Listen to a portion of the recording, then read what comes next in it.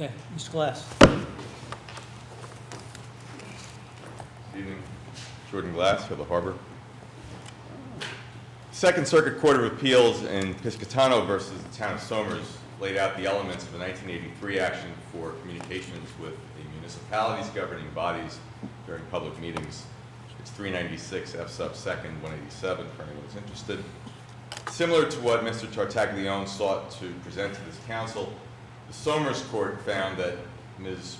Piscatano's speech involved a topic of public concern, namely that the acts of an employee of the town were important to the town members.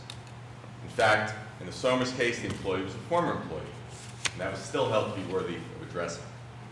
The Rye City Council is a designated public forum, which Somers advised exists when a government affords the public an opportunity to address its body at any meeting, required nothing more.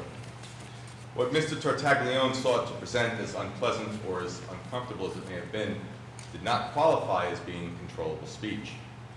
You do not have the right to do what you did in terms of stifling his ability to present that information as requiring it to be an issue for the council to act upon.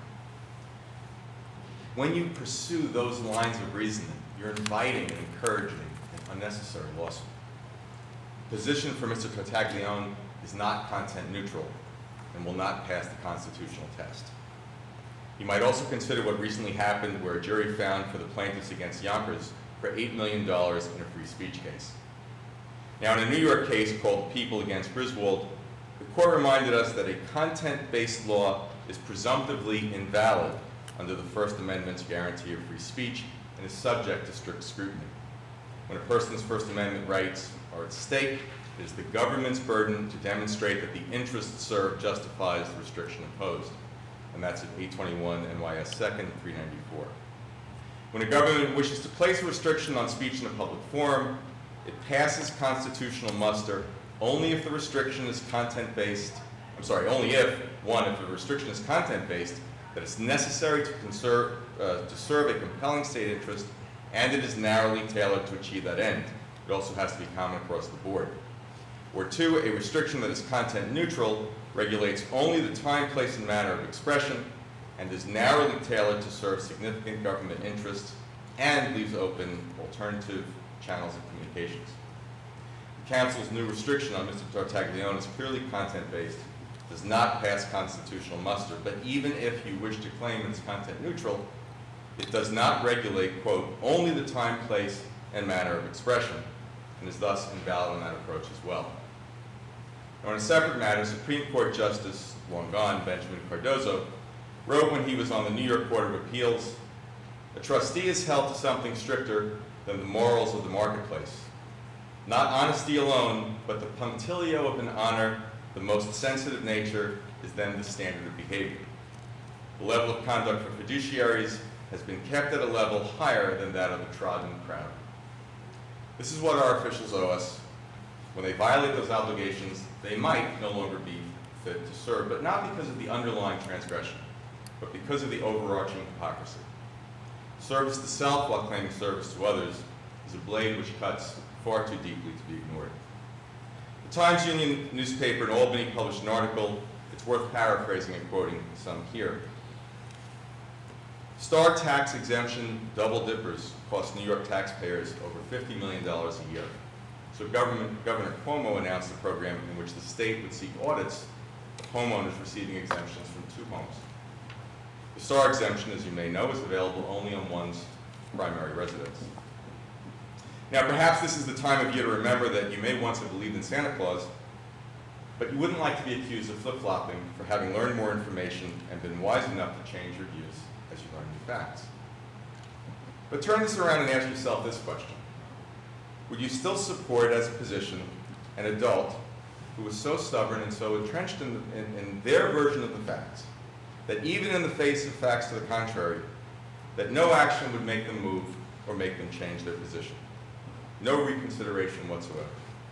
We're talking about unassailable equations, like 1-star exemption plus a 2nd-star exemption equals 2-star exemptions, and that equals tax fraud. Now, recently we brought you information about a property that was not in conformance with your code, and now I'm going to tell you this. From reviewing all the records obtained from the county, it appears that that same house, which is not a primary residence, had an improper STAR exemption for more than a decade, from the end of 1999 to the middle of 2011, and that it ended only when the tax assessor determined that it was an illegal double dipping. The back taxes remain unpaid. Thank you. Thank you, Mr. Glass. Do we have Mr. Tartaglione was next? Sign up. Oh, I'm sorry. Oh, thank you. Did I give you back the sign-ups? No. Mayor French, I believe what Mr. Glass was referring to was the STAR exemption on your 13 Richard Place home. I believe you've been taking a STAR exemption since 1999 to the year 2000, from 1999 to the year 2009. I believe you've also been taking that exemption on your home at 46 Meadow Place.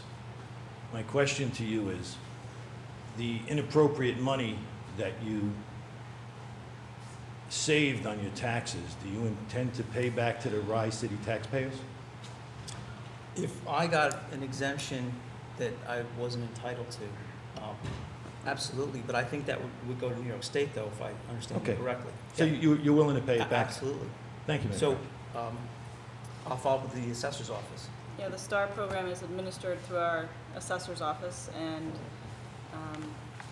you know, That's fine. I just wanted to confirm that he was going to repay the money if it was determined that his STAR exemption was received on both properties inappropriately. If I got an exemption that I wasn't entitled to, absolutely. Do you know if you got that exemption, sir?